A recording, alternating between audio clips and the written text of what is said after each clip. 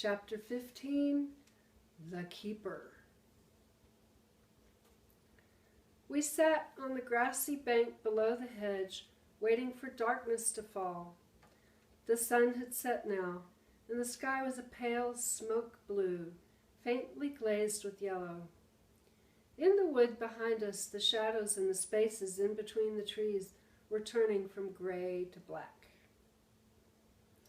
"You could offer me anywhere in the world at this moment," my father said, "and I wouldn't go." His whole face was glowing with happiness. "We did it, Danny," he said, laying a hand gently on my knee. "We pulled it off. Doesn't that make you feel good?" "Terrific," I said, "but it was a bit scary while it lasted." "Ah, but that's what poaching's all about," he said. "It scares the pants off us. That's why we love it. Look, there's a hawk." I looked where he was pointing and saw a sparrowhawk hovering superbly in the darkening sky above the plowed field across the track. "It's his last chance for supper tonight," my father said. "He'll be lucky if he sees anything now."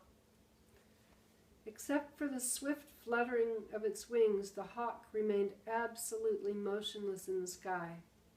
It seemed to be suspended by some invisible thread, like a toy bird hanging from the ceiling. And suddenly, it folded its wings and plummeted toward the earth at an incredible speed. This was a sight that always thrilled me. "What do you think he saw, Dad?" "A young rabbit, perhaps," my father said, "or a vole or a field mouse. None of them has a chance when there's a sparrowhawk overhead." We waited to see if the hawk would fly up again. He didn't, which meant he'd caught his prey and was eating it on the ground. "How long does it take a sleeping pill to work?" I asked. "I don't know the answer to that one," my father said. "I imagine it's about half an hour." "It might be different with pheasants, though, Dad." "It might," he said. "We've got to wait a while anyway to give the keepers time to go home. They'll be off as soon as it gets dark.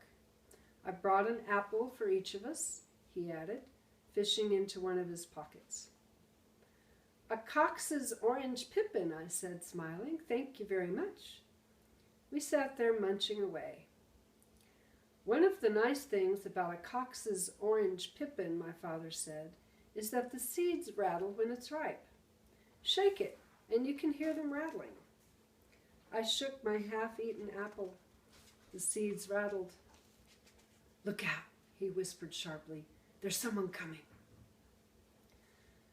The man had appeared suddenly and silently out of the dusk and was quite close to us before my father saw him.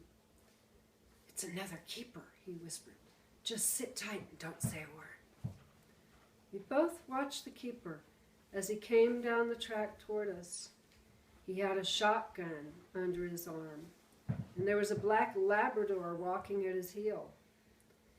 He stopped when he was a few paces away, and the dog stopped with him and stayed behind him, watching us through the keeper's legs. "Good evening," my father said, nice and friendly.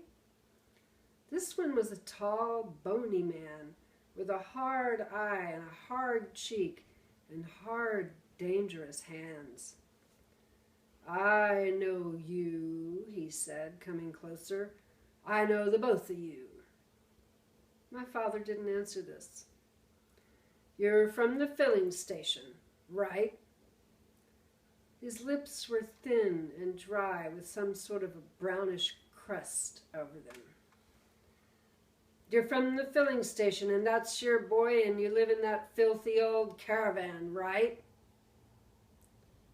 "What are we playing?" my father said. 20 questions?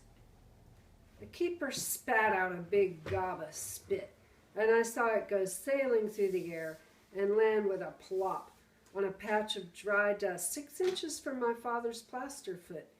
It looked like a little baby oyster lying there. "Beat it," the man said. "Go on. Get out." When he spoke, his upper lip lifted above the gun, and I could see a row of small, discolored teeth. One of them was black. The others were brownish yellow, like the seeds of a pomegranate. "This happens to be a public footpath," my father said. "Kindly do not molest us." The keeper shifted the gun from his left arm to his right. "You're loitering," he said, "with intent to commit a nuisance. I could run you in for that." "No, you couldn't," my father said. All this made me rather nervous. "I see you broke your foot," the keeper said. "You didn't by any chance fall into a hole in the ground, did you?"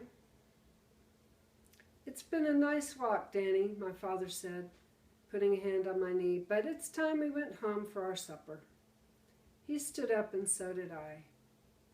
We wandered off down the track the way we had come, leaving the keeper standing there, and soon he was out of sight in the half-darkness behind us. "That's the head keeper," my father said. "His name is Rabbits." "Do we have to go home, Dad?" "Home!" my father cried. "My dear boy, we're just beginning. Come in here." There was a gate on our right leading into a field, and we climbed over it and sat down behind the hedge. "Mr. Rabbits is also due for his supper," my father said. "You mustn't worry about him."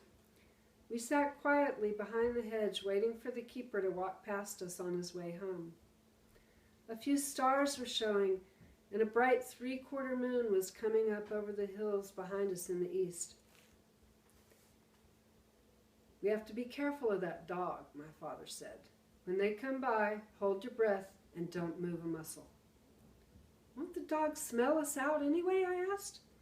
"No," my father said. "There's no wind to carry the scent. Look out, here they come, don't move." The keeper came loping softly down the track with the dog padding quick and soft-footed at his heel. I took a deep breath and held it as they went by. When they were some distance away, my father stood up and said, "It's all clear, he won't be coming back tonight." "Are you sure?" "Positive, Danny." "What about the other one, the one in the clearing?" "He'll be gone too." "Mightn't one of them be waiting for us at the bottom of the track?" I asked, "by the gap in the hedge?" "There wouldn't be any point in him doing that," my father said. "There's at least 20 different ways of reaching the road when you come out of Hazel's wood. Mr. Rabbits knows that." We stayed behind the hedge for a few minutes more, just to be on the safe side. "Isn't it a marvelous thought, though, Danny," my father said, "that there's about 200 pheasants at this very moment roosting up in those trees, and already they're beginning to feel groggy. Soon they'll be falling out of the branches like raindrops."